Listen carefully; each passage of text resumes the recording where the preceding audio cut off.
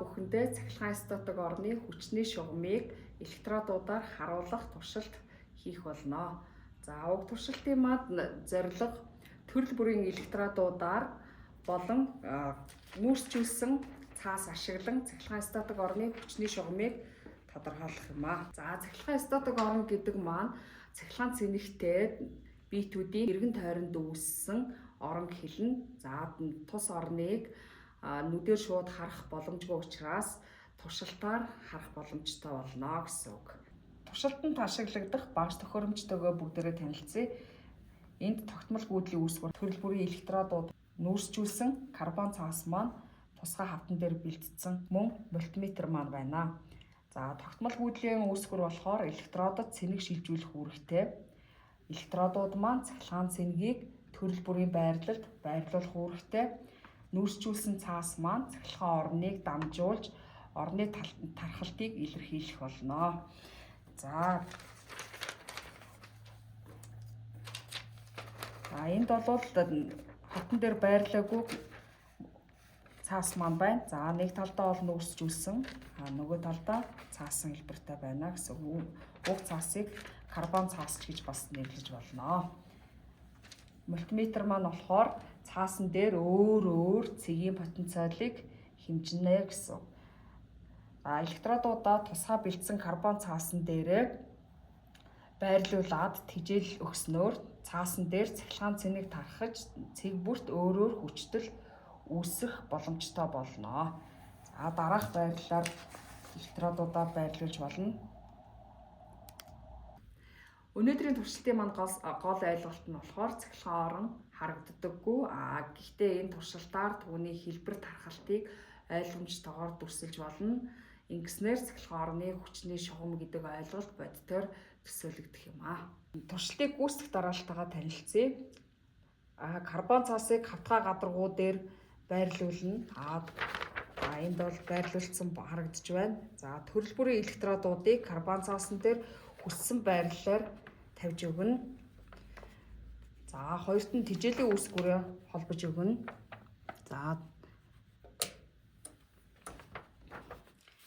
электродуудыг тижээлийн үүсгүүрийн эерэг ба сөрөг туйлуудтай холбоно. Ингэснээр электродуудын хооронд цахилгаан орон үүсэх боломжтой болно гэсэн үг. За ингээ холбоод өгсөн байна. Гуравт нь мультиметрийг тохируулж өгнө. Мультиметрийг хүчтлийн горимонд нь асааж өгнө. За мультиметрийн нөгөө үзүүрийг нь карбон цаасан дээрээ байрлуулж өгсөн байгаа. За энэ байрлуулж өгсөн байна. Нөгөө үзүүрийг хаймсар байна гэсэн үг. Хаймсараа карбон цаасан дээрээ хөдөлгөөнтэйгээр байрлуулж өгнө. Ижил хүчтэлтэй цэгүүдийг хэдүүлээ олцгоё. За энд бол 5 вольт зааж байна. За энэ 5 вольтоо хэдүүлээ олно гэсэн үг дараагийн цэгүүд дээрээ. За энэ дээр бол 5-ын хасах 9 төр байна. За хэдүүлээ тэмдэглэгээ хийчихье. 5-ын хасах 9 төр байна. За дараагийн цэгээ олъё.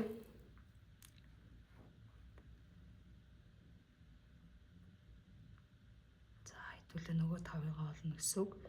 За дараагийн цэг маань болохоор 5.5-ийн хасах 8 дээр байна.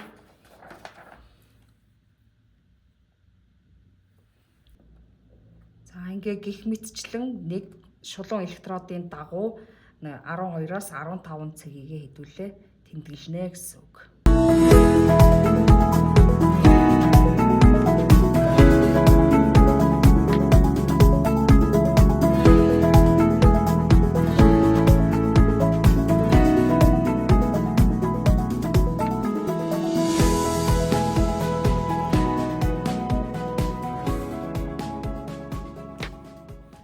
Карбон цаасан дээр мультиметрийн үзүүр буюу хаймсурыг ижил утгатай хүчтэл зааж буй цэгүүдэд миллиметрийн хуваарьтай цаасан дээрээ тэмдэглэж ижил хүчтэлтэй цэгүүдийн хооронд шугамаа холбож өгнө.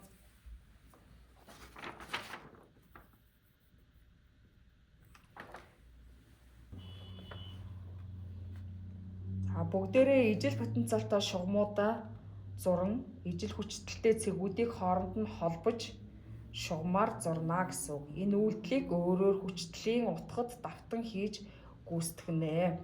За цахилгаан орны чиглэлийг тодорхойлох. За зурсан ижил потенциалтай шугамуудын хооронд перпендикулараар чиглэл татаж цахилгаан орны хүчний шугамыг ерөнхий чиглэлийг нь тодорхойлж болно гэсэн үг. За хамгийн сүүлд нь ажиглалт хийн. За ажиглалтаар хэдүүлээ электродын хэлбэр байрлал өөрчлөгдөхөд шугамууд хэрхэн өөрчлөгдөж байгааг ажиглана. За дүгнэлт хэсэг дээр бол туршилтын үр дүнг нэгтгэн цахилгаан статик орны тархалт электродуудын хэлбэрээс хамаарж байгааг дүгнэж болно гэсэн үг. Өнөөдрийнхөө хийсэн туршилтуудыг бүгдээрээ дүгнэж үзье. Цахилгаан статик орн гэдэг нь хөдөлгөөнгүй цэнэгүүдээс үүсдэг орн юм байна. Цахилгаан орны хүчлэг нь тухайн цэнэгт нэгж эерэг цэнэгт үйлчлэх хүчийг тодорхойлдог орн юм байна. Энэ нь орон ямар хүчтэй байгааг, ямар чиглэлтэй гэдгийг зааж байна гэсэн. За цахилгаан орны хүчний шугам нь орны хүчлэгийн чиглэлийг харуулдаг бөгөөд цэг бүр дээр татсан шүргэгч нь тухайн цэгдэх хүчлэгийн векторыг вектортой давтж байгааг харуулдаг юм байна. За ингээд ижил потенциалтай гадарга гэдэг нь потенциал нь ижил утгатай цэнэгүүдээр үүссэн гадарга гэдгийг ойлгож болох нь орны хүчний шугам ижил потенциалт гадаргуудаар перпендикулараар байрладаг юм байна. Учир нь ижил потенциалт гадаргуугийн дагуу чинэг шилжихэд ажил хийгдэхгүй харин хүчний чиглэлд нь потенциал хамгийн хурдан өөрчлөгдөх чиглэл байдгаа гэж үзэж болох нэ. За цахилгаан орны потенциал нь болохоор цахилгаан орныг энергийн талаас нь илэрхийлдэг хэмжигдэхүүн бөгөөд нэгж цэнэгт ноогдох потенциалын энергийг илэрхийлж болох нэ. За хамгийн сүүлд нь цахилгаан статик орныг электрод болон давсны уусмал ашиглан цахилгаан орны потенциалаар нь хүчлэгийг тодорхойлж болдог байх нэ. За та бүхэндээ баярлалаа.